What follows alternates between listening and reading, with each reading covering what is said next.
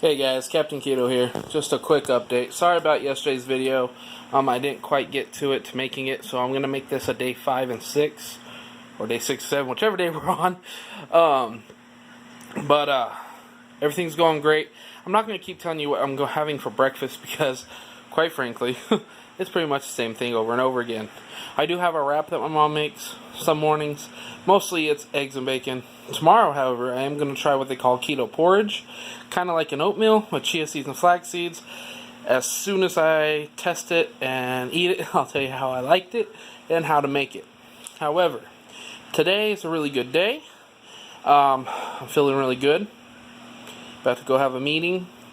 So this won't be a very long video. However, tomorrow, the weigh-in, I'm really excited about this because if I stay around what I think I'm going to be around, what I have been around for the last 2 days, it's going to be a good weigh-in. Other than that, alright guys, yeah, that's it. I'll see you guys in the next video. Y'all have a wonderful and safe day. Take care.